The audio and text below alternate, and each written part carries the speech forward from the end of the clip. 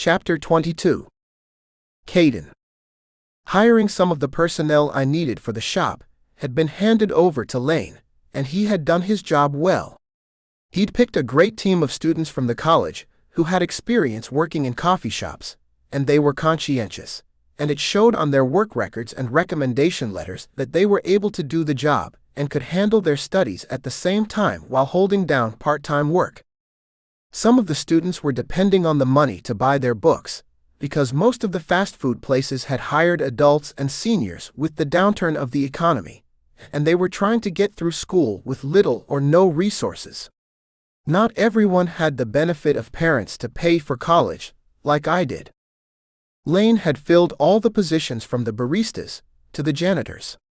I'd hired him because he made it known that he was floundering and needed something to stay busy.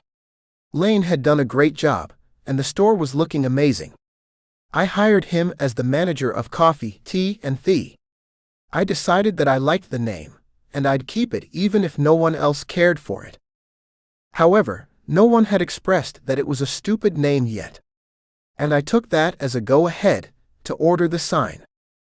My business model was to sell coffee and tea to the young crowd at the college, and if no one else understood my choice of thee, then the girls and guys would understand that thee meant you. These students had been used to the language of Shakespeare since high school when they first read Romeo and Juliet, and when I did a poll around the college, most of the students liked the name. However, I didn't leave anything to chance.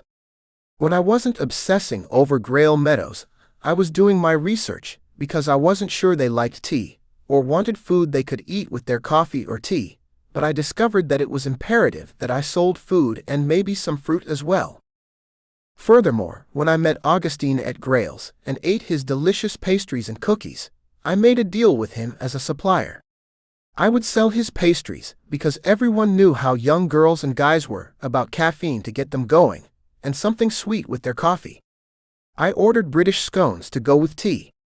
Let's hope I have enough tea drinkers to make selling them worthwhile, as well as US scones. Once they walked into the shop, they would be able to get everything they needed, even if mom and dad paid for it, which they had. My parents were paying for this, and they thought it was an investment in my future, because they could get me out of their house and on my own, where I would be able to survive in this cruel gay world of older men turning their backs on young men like me to be with sophisticated men like themselves.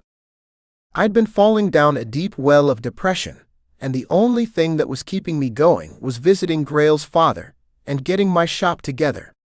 By being near his father, I felt as if I was with him, and I was doing something to make Mr. Meadows and myself feel better, instead of feeling sorry for myself. When I glanced around, it appeared that I had plenty left to do before the grand opening, which I hadn't determined yet. Then the text from Grayle arrived on my phone, and I had a reason to believe again that life was beautiful, and there were second chances. Lane showed up from the storeroom as I sent Grayle the last text. "What are you so happy about now?" Lane asked. He called. "Who?" "The guy who's going to deliver the tea," Lane asked.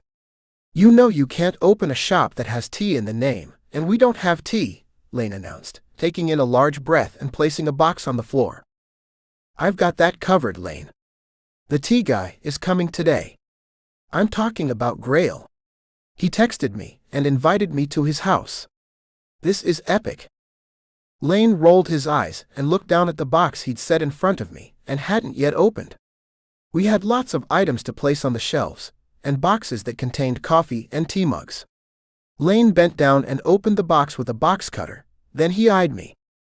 "Grayle calling you doesn't rise to the occasion of epic. Don't you think you have enough to do? You're trying to get your business off the ground, and now you want to cock around with Mr. You're too young for me." Apparently, I'm not. I stood, smiled generously, and danced around Lane like I was a schoolgirl who had been invited to the prom by the quarterback, who'd heard that I was an easy lay. He said that he had a surprise for me? I know about surprises from older men with missing in action partners like Austin. It's a hard dick, and you get nothing else but a mouthful of cum and disappointment.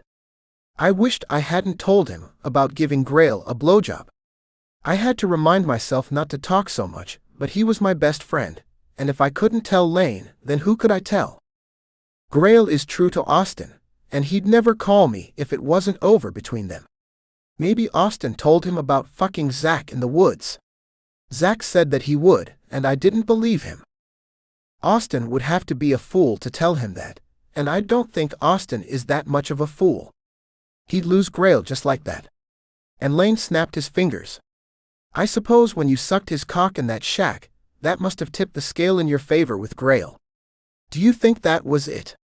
Lane joked and tightened his jaw. I told you that in confidence. Not for you to throw that back at me, Lane. I never thought you would be that. I stopped because someone was ringing the bell. We're closed, I yelled. It's my brother-in-law. I hired him because he needed a job, Lane said, placing a coffee mug down on the counter and strolling over to open the door. You know how I am about hiring relatives, I said, walking behind Lane. Do this for me, Kate, and I'll never ask you for anything else. He doesn't need a job. He has plenty of money, he just needs something to do, and pretty soon he'll be gone. When Lane sauntered to the door and turned the lock, I didn't expect the man we'd just spoken about to be as handsome as he was. What's his name? You know how I am with names. I remember a face, but names? I moaned and questioned him before he opened the door. He whispered from the side of his mouth, Angel, but don't call him that. He doesn't like that name. I don't know why not. I love that name. He answers to Brian. Call him Brian. Lane turned the key and pulled open the door, and Brian stepped inside. Brian, this is Caden.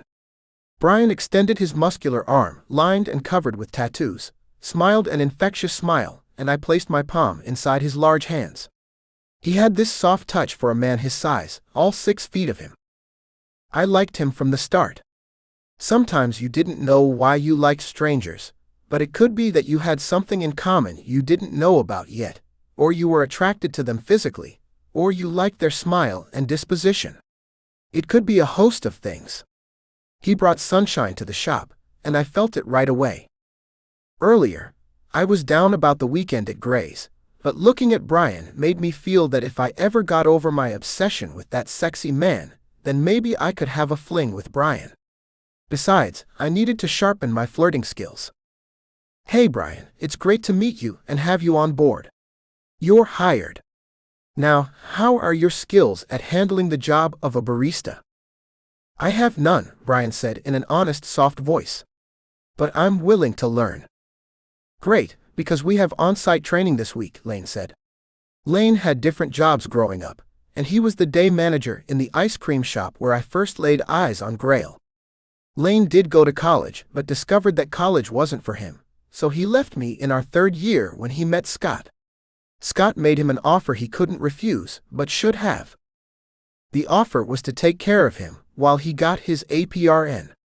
Advanced Practice Registered Nurse.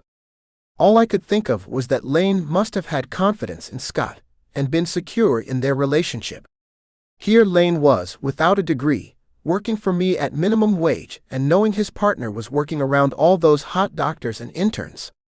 I didn't know how he did it. However, he had a man who appeared to love him, and I was waiting for my man to fall madly in love with me. All I had was a promise of a present, and here I was rushing to get to Grayle as soon as I could. Lane, can you and Brian close up? I have to get home and change. I have a big date tonight. Sure. As soon as I show Brian all this job entails, and hopefully he doesn't quit, we'll be taking off too. Scott's working late tonight. He glanced at his watch. It's 9 now, and he'll be home about 1 and tired. I'll have to give him a massage. He loves what I do with my hands.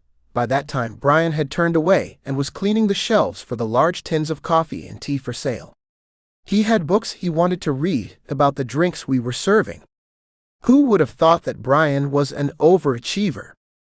When I walked out of the shop, I had to admit that I was nervous as I said goodbye to Lane. I just hoped my father and mother weren't up waiting for me. Then I would be late, and I didn't want to be late getting over to Gray's, because I needed all the time I could to spend it with him. I didn't want to take the chance on any surprise visits and screwing up everything I hoped for. Tonight was my night.